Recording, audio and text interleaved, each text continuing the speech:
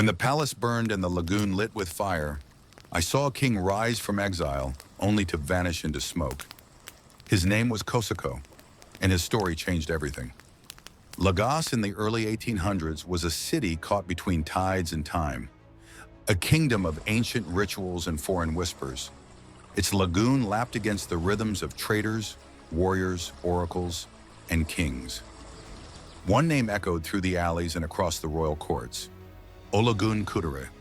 From his dynasty came princes shaped by ambition, bloodlines destined for conflict. Kosoko was born into that royal storm. Son of Oba Osinlokan, heir to the throne, he lived behind palace walls adorned with murals, where the beat of royal drums marked sacred rites, and barefoot messengers shuffled past horsemen on urgent errands. The royal quarters glowed with coral beads, leopard skins, and bronze plaques that whispered of power and legacy. He grew up in splendor, yet always sensed the crack in the foundation, a rivalry within the blood. As a child, Kosoko wandered the bustling streets of Lagos. Market squares pulsed with haggling voices. Slaves were ferried in silence across the lagoon, and foreign tongues, Portuguese, Hausa, and Nupi, floated in the humid air. These sights etched themselves into his memory. The elegance of Yoruba royalty, the cruelty of power, and the lesson that respect is never inherited, it is earned. Even then, his gaze was sharp, his stride proud, and his silence heavy with dreams.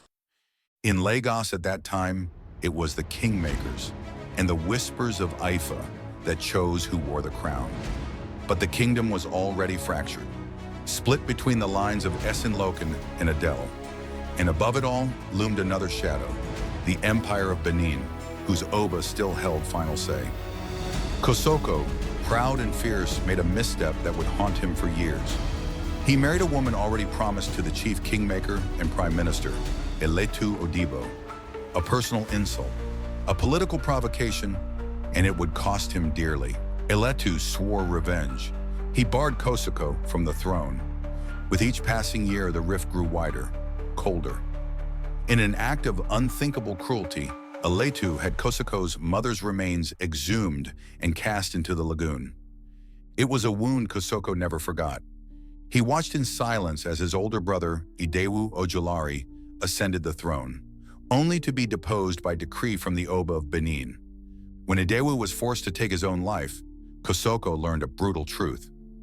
Royal blood offered no protection from fate or politics.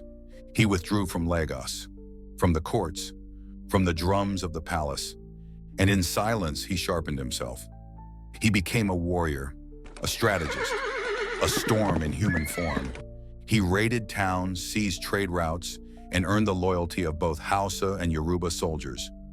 Each scar became a chapter in his rise, each campaign a step toward vengeance. Then in 1841, Oba Olawole died, killed in a mysterious explosion. Some said it was lightning striking gunpowder. Others said it was fate catching fire.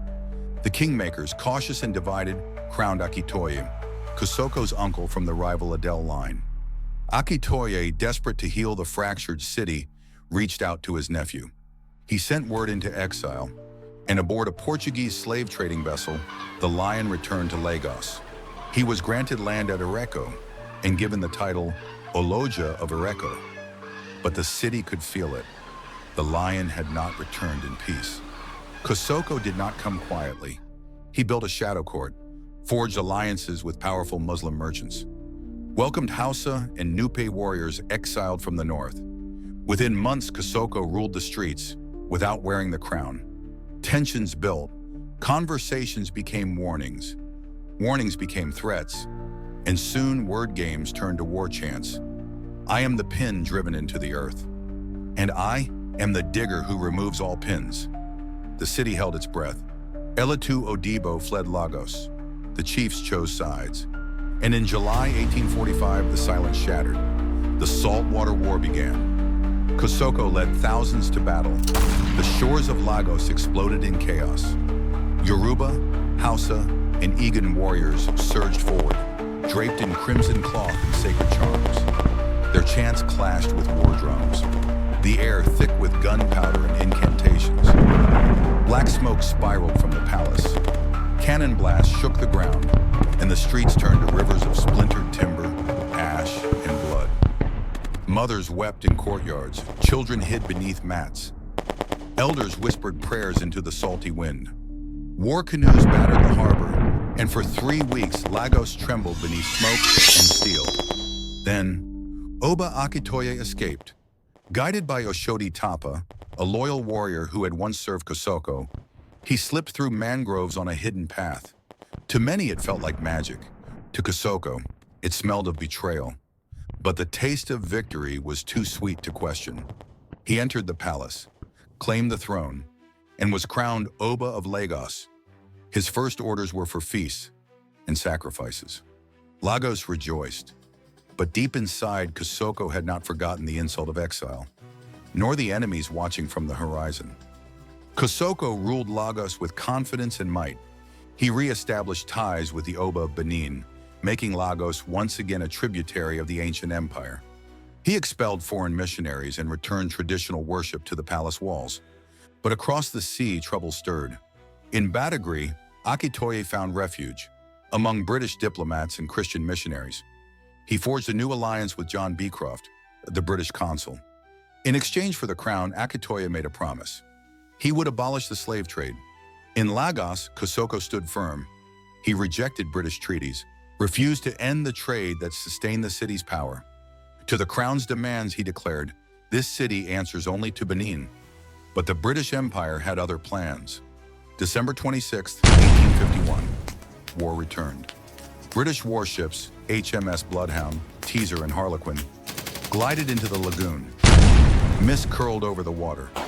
Union Jacks fluttered in the morning light. On the shores, Lagosians stood in silence, some in fear, others in defiance. Inside the palace, warriors tied red headbands. Charms hung from their necks. Young fighters sharpened blades. Elder chiefs whispered prayers. The drummers summoned the rhythm of war. Kosoko, robed in full regalia, walked the corridors of his palace. He paused, looked out across the water, and saw the storm coming. At dawn, the battle began. For 3 days, the lagoon burned. British cannons roared, shattering the palace walls. Kosoko's warriors fought back with matchlocks, javelins, and fierce devotion. Palm trees burst into flame. Dust and smoke swallowed the sky. Courtiers screamed. Chiefs charged. The streets were a war of blood and fire. British sailors reloaded on decks slick with sea spray as flames reached for the heavens. But Kosoko did not yield. He organized the defense, rallied chiefs, and inspired loyalty even from former rivals. Men who once followed Akitoye now stood beside him, ready to die for Lagos. But technology crushed tradition. And on December 29th, Kosoko vanished into the forest, his crown lost to ash. He fled to Ipe, where he built a court in exile. There he governed a small but loyal domain, still commanding respect. In 1853, he launched raids to reclaim Lagos. But the tides had turned. The empire would not let go.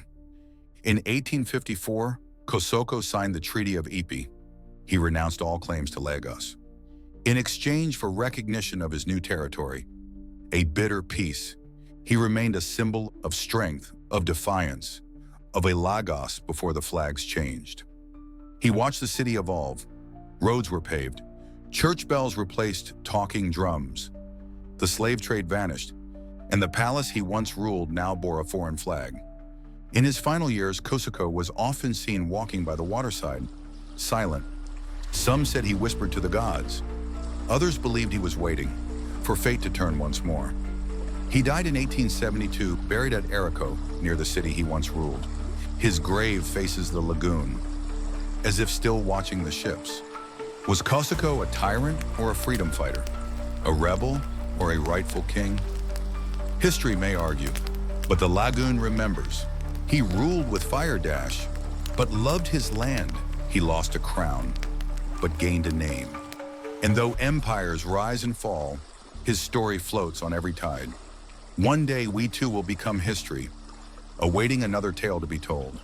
For more stories like this, don't forget to subscribe and turn on the notification bell so you never miss a moment of history brought to life.